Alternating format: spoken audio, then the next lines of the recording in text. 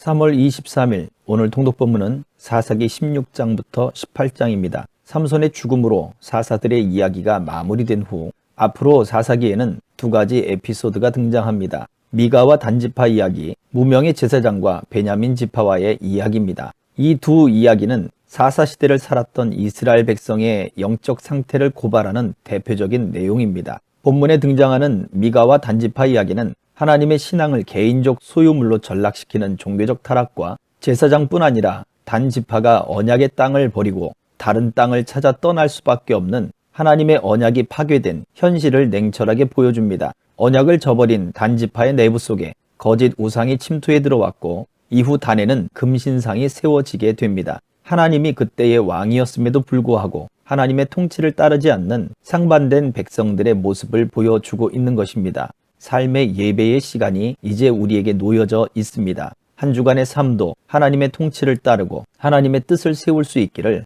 주의 이름으로 축복합니다. 사사기 16장, 삼손이 가사로 가서 한 창녀를 보고 그녀에게 갔다. 삼손이 여기 있다는 소식이 퍼졌다. 사람들이 그곳을 에워싸고 동틀 무렵 그를 없애버리자 작정하고는 몰래 숨어들었다. 밤새 쥐죽은 듯 조용히 성문에서 그를 기다렸다. 삼손은 밤늦게까지 그 여자와 함께 자다가 일어나서 성문 양쪽 문짝과 두 기둥과 빗장까지 통째로 떼어내어 어깨에 메고는 헤브론 맞은편 언덕 꼭대기로 가져가 버렸다. 얼마 후에 삼손이 소렉 포도 골짜기에 사는 한 여자와 사랑에 빠졌다. 여자의 이름은 들릴라였다. 블레셋 군주들이 그녀에게 접근하여 말했다. 그를 꿰어서 그 엄청난 힘이 어디서 나오며 어떻게 하면 우리가 그를 결박해 꺾을 수 있는지 알아내거라. 그러면 우리가 각각 내게 은 100세겔씩을 주겠다. 들릴라가 삼손에게 물었다. 당신의 엄청난 힘이 어디서 나오는지 그 비밀을 말해주세요. 어떻게 하면 당신을 꼼짝 못하게 할 수 있는지 내게 말해주세요. 삼손이 그녀에게 말했다. 짐승에 마르지 않은 새 힘줄로 만든 활시위 7줄로 나를 묶으면 나도 여느 사람처럼 약해질 것이요. 블레셋 군주들이 마르지 않은 활시위 7줄을 가져다 주자 그녀는 그것으로 삼손을 묶었다. 사람들은 그녀의 방에 숨어 기다렸다. 그때 여자가 삼손, 블레셋 사람들이 당신을 잡으러 왔어요 하고 말했다. 그러자 삼손은 마치 실을 끊듯이 묶은 줄을 끊어버렸다. 그 힘의 근원은 여전히 비밀로 남았다. 들릴라가 말했다. 이봐요 삼손, 당신은 나를 놀렸군요. 거짓말을 하고 있어요. 자, 어떻게 하면 당신을 묶을 수 있는지 말해주세요. 삼손이 그녀에게 말했다. 한 번도 사용한 적 없는 새 밧줄로 나를 꽁꽁 묶으면 나도 여느 사람처럼 힘이 없어질 것이요. 그래서 들릴라는 새 밧줄을 구해서 그를 묶었다. 그러고는 삼손, 블레셋 사람들이 당신을 잡으러 왔어요 하고 소리쳤다. 그 사람들은 옆방에 숨어 있었다. 그는 팔뚝의 밧줄을 실을 끊듯이 끊어버렸다. 들릴라가 삼손에게 말했다. 당신은 아직도 거짓말로 나를 놀리고 있어요. 어떻게 하면 당신을 묶을 수 있는지 말해주세요. 삼손이 그녀에게 말했다. 7가닥으로 따은 내 머리털을 배틀로 천에 짜놓고 팽팽히 잡아당기면 나도 여느 다른 인간처럼 힘이 없어질 것이요. 들릴라는 그를 곤히 잠들게 하고는 7가닥으로 따은 그의 머리털을 잡고서 배틀로 천에 짜 넣은 뒤에 팽팽히 잡아당겼다. 그러고는 삼손, 블레셋 사람들이 당신을 잡으러 왔어요 하고 말했다. 그러자 삼손이 잠에서 깨어 배틀과 천을 함께 뜯어냈다. 들릴라가 말했다. 당신은 나를 믿지도 않으면서 어떻게 사랑한다고 말할 수 있어요? 당신이 그 큰 힘의 비밀은 내게 말해주지 않으면서 고양이가 쥐한테 하듯이 나를 가지고 논 게 벌써 3번째예요. 들릴라는 날마다 끈질기게 졸라대며 그를 괴롭혔다. 마침내 질려버린 삼손은 더 이상 견딜 수 없게 되었다. 그래서 속을 털어놓고 말았다. 삼손이 그녀에게 말했다. 나는 머리에 한 번도 면도칼을 댄 적이 없소. 나는 잉태되는 순간부터 하나님의 나실인이었소. 내 머리털을 밀면 나는 힘이 빠지고 무력해져서 여느 인간과 다를 바 없게 될 것이오.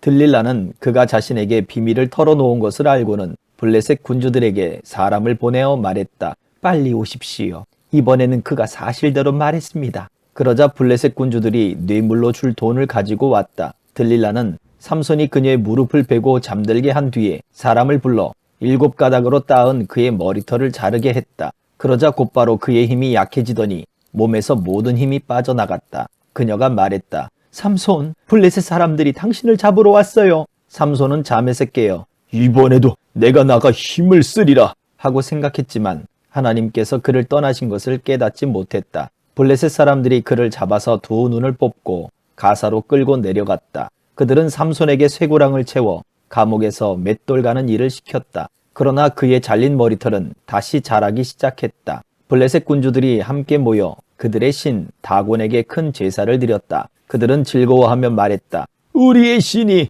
원수 삼손을 넘겨주셨다. 이를 본 백성도 함께 자기네 신을 찬양했다. 우리의 신이 원수를 넘겨주셨다. 우리 땅을 유린하고 우리 가운데 시체를 높이 쌓은 자를 넘겨주셨다. 그렇게 흥이 무르익을 무렵 누군가가 말했다. 삼손을 데려와라. 어디 실력 한번 보자. 그들이 감옥에서 삼손을 데려왔고 그가 그들 앞에서 제주를 부렸다. 그들은 삼손을 두 기둥 사이에 세웠다. 삼손은 자기 길잡이 노릇을 하는 젊은이에게 말했다. 신전을 떠받치고 있는 기둥을 만질 수 있게 나를 데려다다오. 내가 기둥에 좀 기대야겠다. 신전 안은 블레셋의 모든 군주를 비롯해 사람들로 가득 차 있었다. 관람석에서 삼손을 구경하는 사람들이 적어도 3,000명은 되었다. 그때 삼손이 하나님께 부르짖었다. 주 하나님, 저를 다시 한번 헤아려 주십시오. 부디 한 번만 더 제게 힘을 주십시오. 하나님, 제 두 눈을 뽑은 블레셋 놈들에게 단번에 원수를 갚게 해 주십시오. 그런 다음 삼손은 건물을 떠받치고 있는 중앙의 두 기둥에 이르러 하나는 오른손으로 다른 하나는 왼손으로 밀기 시작했다. 삼손이 나를 블레셋 사람들과 함께 죽게 해 주십시오 하고 부르짖으며 있는 힘을 다해 두 기둥을 밀어내니 신전 안에 있던 군주들과 온 백성 위로 그 건물이 무너져 내렸다. 삼손이 죽으면서 죽인 사람이 그가 살았을 때 죽인 사람보다 더 많았다. 삼손의 형제들과 친척이 내려가 그의 시신을 거두었다. 그들은 시신을 메고 돌아와 소라와 에스다올 사이에 있는 그의 아버지 마노아의 무덤에 묻었다. 삼손은 20년 동안 이스라엘의 사사로 있었다. 17장. 에브라임 산지에 미가라는 사람이 있었다. 그가 자기 어머니에게 말했다. 어머니가 잃어버린 은화 1,100개를 기억하시지요? 어머니가 그 일로 저주하실 때 제가 옆에서 들었습니다. 그런데 그 돈이 제게 있습니다. 제가 훔친 것입니다. 하지만 이제 어머니에게 다시 가져왔습니다. 그의 어머니가 말했다. 내 아들아, 하나님께서 내게 복 주시기를 원한다. 미가가 어머니에게 은화 1,100개를 돌려주자 그의 어머니가 말했다. 이 돈은 내 아들로 하여금 신상을 만들게 하려고 내가 하나님께 온전히 바쳤던 것이다. 그녀가 은화 200개를 가져다가 조각하는 사람에게 주었더니 그가 그것을 주조하여 신상을 만들었다. 이 사람 미가에게는 개인 예배실이 있었다. 그는 에봇과 드라빔 우상을 만들고 이들 가운데 한 명을 자기 집의 제사장으로 세웠다. 그때에 이스라엘에 왕이 없었다. 사람들은 무엇이든지 자기 마음에 원하는 대로 행했다. 한편 유다 땅 베들레헴에 유다 집안 출신의 한 젊은이가 있었다. 그는 레위인이었으나 그곳에서는 나그네였다. 그는 출세길을 찾아 유다 땅 베들레헴 성읍을 떠났다. 그는 에브라임 산지까지 와서 미가의 집에 이르렀다. 미가가 그에게 물었다. 당신은 어디서 오는 길이요? 그가 말했다. 나는 유다 땅 베들레헴에 사는 레위인입니다. 정착할 곳을 찾아 떠도는 중입니다. 미가가 말했다. 나와 함께 여기 머물면서 내 어른이 되어주고 제사장이 되어주시오. 내가 매년 은화 10개를 주고 필요한 옷과 식사를 제공하겠소. 레위인이 그 제안을 좋게 여겨 미가의 집에 살기로 했다. 젊은이는 그 집에 잘 적응하여 한 가족처럼 되었다. 미가는 그 젊은 레위인을 자기 집의 제사장으로 삼았다. 이 모두가 미가의 집에서 일어난 일이다. 미가가 말했다. 레위인을 제사장으로 두었으니 이제 하나님께서 내가 하는 일마다 틀림없이 잘 되게 해주실 것이다. 18장. 그때에는 이스라엘의 왕이 없었다. 당신은 단 지파가 정착할 곳을 찾는 중이기도 했다. 그들은 아직 이스라엘 지파 중에서 자신들의 땅을 차지하지 못했다. 단 지파는 소라와 에스다올에서 건장한 용사 5명을 보내어 땅을 살펴보고 그곳에 그들 가문에 적합한 곳이 있는지 알아보게 했다. 그들이 말했다. 가서 땅을 살펴보고 오시오. 그들은 에브라임 산지로 들어가 미가의 집에까지 이르렀다. 그곳에 진을 치고 밤을 지냈다. 미가의 집에 가까이 갔을 때 그들은 젊은 레위인의 목소리를 알아들었다. 그들이 소리 나는 쪽으로 가서 그에게 말했다. 도대체 당신이 어떻게 여기까지 왔습니까? 어찌 된 일입니까?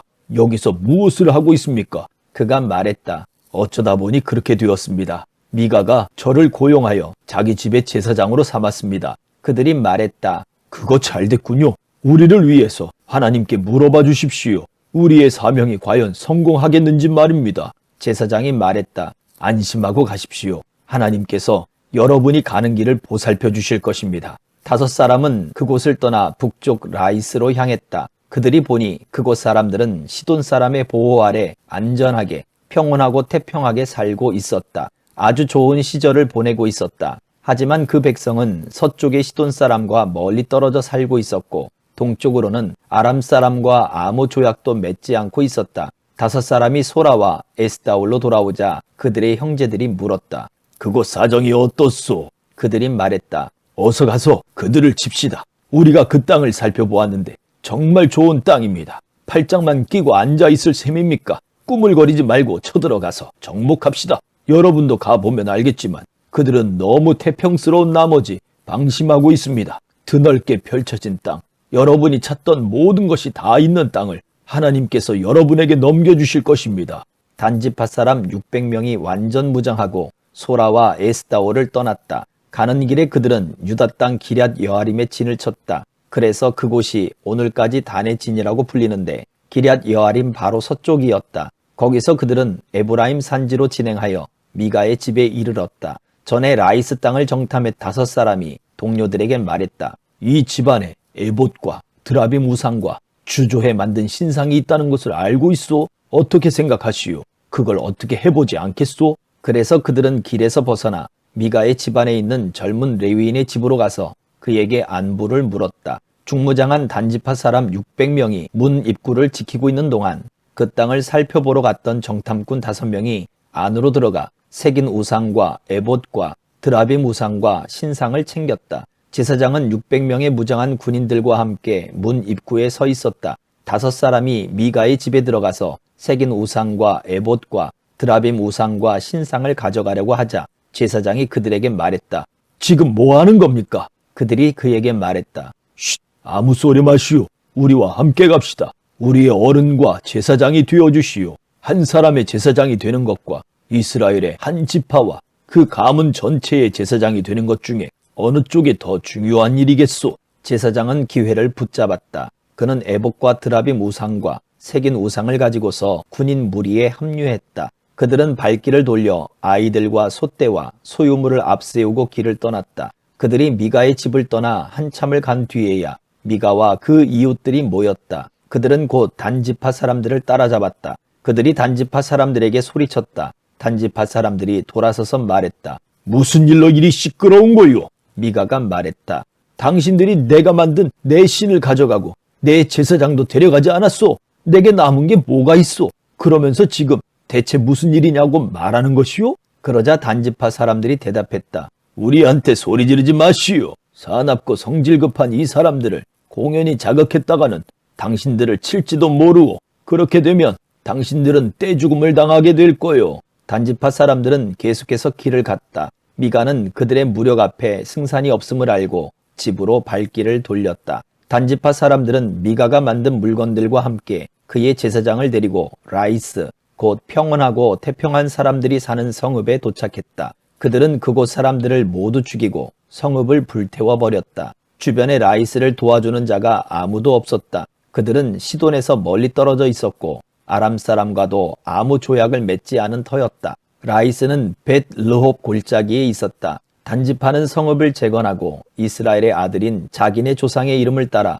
그곳을 단이라고 고쳐 불렀다. 그 성읍의 본래 이름은 라이스였다. 단지파는 자신들을 위해 훔쳐온 신상을 세웠다. 훗날 그 땅을 빼앗길 때까지 모세의 손자요 게르솜의 아들인 요나단과 그의 후손이 단지파의 제사장이 되었다. 실로에 하나님의 성소가 있는 동안 줄곧 그들은 미가가 만든 신상을 자신들을 위해 그곳에 모셔두었다. 아멘.